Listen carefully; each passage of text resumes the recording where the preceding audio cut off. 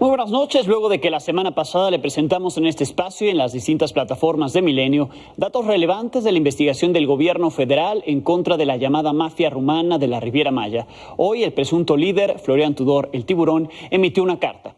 Texto en el que acusa que hay una campaña sucia en su contra, niega todos los señalamientos que se han hecho, desestima la investigación del gobierno federal y habla de daños a su persona y a su familia por la información que en todo momento considera que es falsa. En unos momentos le presentaré detalles de esa carta difundida ayer. Antes le recuerdo que desde junio del 2020, que le contamos sobre el caso de la banda de la Riviera Maya, hemos dado a conocer la postura del señalado y también lo hemos buscado a través de su abogado, pero no ha aceptado entrevistas. Sin embargo, le hemos resumido lo que en textos nos ha dicho. De hecho, hace unos días retomamos esta carta que Florian Tudor envió a Grupo Milenio en el 2020, en la que aseguró ser inocente de lo señalado en el reportaje de la Riviera Maya Gang, del proyecto de reportería sobre crimen organizado y corrupción, del cual un fragmento pasamos por primera vez en televisión en este espacio. Desde entonces, él asegura que es un empresario dedicado al trabajo honesto, que lleva más de 10 años en México, específicamente en Quintana Roo, que no había expedientes judiciales integrados en su contra, que todo eran difamaciones y especulaciones, que incluso la Fiscalía General de la República tenía pruebas de que se habían fabricado pruebas en su contra cuando fue detenido en el año 2019 y que desde el 2014 comenzaron las amenazas y las extorsiones en su contra. Se cometieron por parte de policías municipales, es lo que dice en este texto, estatales y federales, así como en contra de empleados de su empresa con sede en los municipios de Benito Juárez, de Solidaridad y de Tulum, todos en Quintana Roo. Además de que era una víctima reconocida de tortura, de robo, de abuso y ejercicio ilícito del servicio público. Ahora le presento el resumen de la carta de 12 páginas que ayer difundió tras las notas publicadas la semana pasada. En este texto, Tudor asegura que todo se trata de una campaña de ataques y desinformación, orquestada por el asesor del gobernador de Quintana Roo, Juan de la Luz Enríquez Canfachi, y el exsecretario de Seguridad Pública de Quintana Roo, Alberto Capella. Además, expresa su rechazo al supuesto congelamiento de cuentas por parte de la Unidad de Inteligencia Financiera, pues recalca que en la lista difundida no está su nombre. Para comprobarlo, compartió un documento de la Dirección General de la Unidad de Inteligencia Financiera, que en julio de 2020 le indica que no hay registro de que sus cuentas estuvieran bloqueadas, y lo que sí podría haber era una relación jurídica con una persona cuyas cuentas sí estaban bloqueadas. Aquí hago un paréntesis, le repito, ese documento que muestra, que proporciona, está fechado en julio del 2020. Actualmente, la Unidad de Inteligencia Financiera insiste en que sí bloqueó cuentas de Tudor. Continúo con la carta. Sobre la lista más reciente de personas o empresas con cuentas bloqueadas, Tudor dice que hay irregularidades, como que se enlista a narcotraficantes, a personas muertas y empresas que desaparecieron, es decir, que no tendrían cuentas que bloquearles.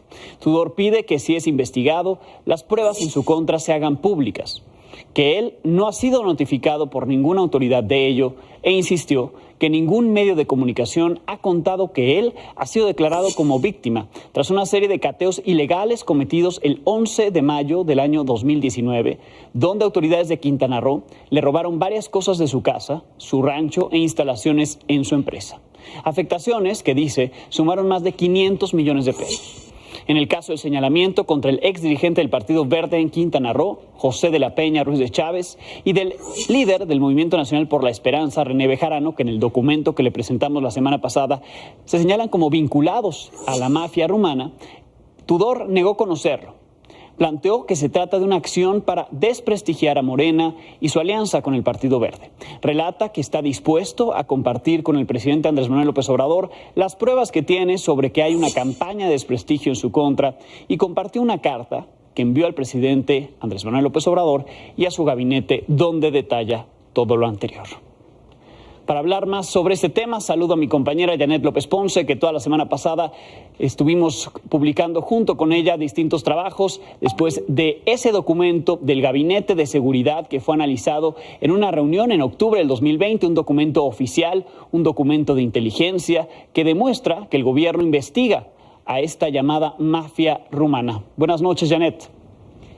Buenas noches, Alejandro. Así es, pues como ya adelantabas, Florian Tudor envió esta carta que estuvimos ya publicando en las distintas plataformas de Milenio sobre lo que está diciendo referente a que no es él el líder de la mafia rumana, como se ha señalado y que hay que decir, esto lo dicen autoridades mexicanas y estadounidenses. Además de esta carta, ha estado enviando varios tweets a través de sus redes sociales, en específico precisamente a través de Twitter, tanto a mí, a Milenio y también a ti, en donde señala que se le ha golpeado muchas veces sin sustento y pide que publiquemos esta carta que ya has mencionado tú. Dice que se le está afectando el apellido de sus hijos. Ahí estamos viendo algunos de los tweets. Dice Alejandro que no merecen sus hijos cargar con este estigma. Insiste en que es un empresario sin antecedentes penales y que hasta que la justicia demuestre lo contrario debe ser tratado como inocente y con dignidad. Dice que después de tanto insulto y difamaciones que ha hecho, pues pide insistentemente que se publique esta carta con la versión de lo ocurrido. Dice que si no se hace por él, pues que se haga por sus hijos. Es nuestra responsabilidad, como siempre, publicar las dos partes de la historia, y ahí está, desde muy temprano hemos publicado esta carta de Florian Tudor. Son 13 páginas, Alejandro, no podemos publicarla de manera íntegra, pero sí hemos destacado lo más importante que él ha dicho, como lo han pues ya hecho en otras plataformas. Sí. Y como te decía, pues desde muy temprano en Milenio lo estuvimos difundiendo y ahora tú aquí lo despliegas muy bien. Así es, y ahí en el código QR que tenemos, y lo podemos volver a poner, la gente lo puede escanear y leer por completo la carta. Lo que hemos hecho en las distintas plataformas en este espacio es resumirla y contar un poco. Pero en la misma carta él se dice abierto a dar su versión de los hechos, es decir, pues explicar un poco lo que él tiene, digamos, de evidencia contra otras personas, contra otras autoridades, y toda esta documentación que él expone de lo que sufrió en el año 2019 cuando lo detuvieron. Precisamente lo hemos buscado, lo buscamos en junio del 2020, de hecho después de recibir un escrito de su parte, esta carta de la cual ya también le hemos dado cuenta, lo buscamos a través de su abogado, no se concretó en ese momento la entrevista, y lo buscamos hace apenas unos días cuando la Unidad de Inteligencia Financiera, a través de Santiago Nieto, informaba en ese tuit que bien nos relató Janet López Ponce en la nota que escribiste en ese entonces, pues de estas 79 cuentas que bloqueó la Unidad de Inteligencia Financiera, había solicitado el bloqueo de esas cuentas, fue un jueves, hace algunos días, y volvimos a contactar a ese abogado que en su momento nos contactó por primera vez, y tampoco se ha concretado la entrevista ni con el abogado ni con Florian Tudor. Hoy tú hablaste con él, hablaste con Florian Tudor, ¿qué te dijo?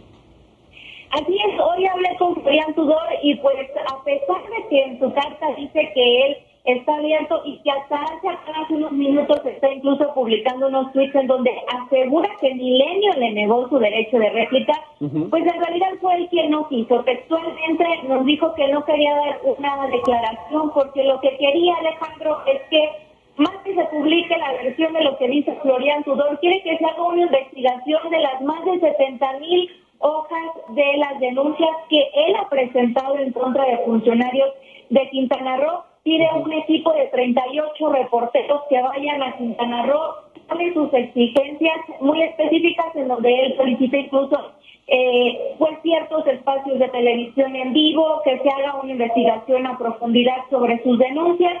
Y pues ahora dicen en redes sociales que Milenio le negó el derecho a la réplica. Seguimos ofreciéndole a Florian Tudor el espacio para poder tomar su versión. Sin embargo, pues hasta estos momentos él no ha querido dar formalmente una versión adicional a la de esta carta. Bien, por cierto, él nos pidió que no grabáramos, dijo que si difundíamos algo de estas llamadas pues era ilegal y nos iba a denunciar, pero él sí difundió una de las llamadas que tuvo con uno de nuestros directivos aquí en Milenio, en el cual pues se le expresa que está abierto el espacio, que es imposible mandar 38 reporteros, no contamos con esa planta de reporteros, y que en su caso iría un reportero, analizaría los documentos y se le entrevistaría. Por supuesto, el espacio está abierto en este espacio, en todas las plataformas de Milenio, para que Florian Tudor dé su versión de los hechos, versión que por cierto hemos difundido extractos de estas cartas ya desde hace varios días, de esta carta ahora en tus notas y en este espacio, y lo seguiremos haciendo porque así es nuestra labor, escuchar las dos partes de la historia y contarla aquí. Gracias, Janet. Muy buenas noches, Alejandra. Gracias a Janet López Ponce. Como se lo hemos detallado, Florian Tudor ha expresado ser inocente de todo lo que ha sido señalado en los últimos años. El 11 de mayo del 2019, distintas propiedades que se le atribuían fueron cateadas y él fue detenido. Esto con base en una orden obtenida por presunta aportación ilegal de armas, aunque ya se sospechaba que tenía vínculos con organizaciones criminales. Tudor se amparó por esta situación. Un juez federal le dio la razón, asegurando que hubo irregularidades en la detención y en los aseguramientos. Por esto, Tudor salió libre, se ordenó que los inmuebles le fueran devueltos, pero un juez de distrito evitó que le devolvieran 2 de estos inmuebles al asegurar que no pudo comprobar que eran suyos, por lo que Tudor se inconformó y el caso ya llegó hasta la Suprema Corte de Justicia de la Nación, que admitió a trámite este juicio contra la Fiscalía General de la República. Falta ahora que la primera sala de la Corte determine atraer o no el caso.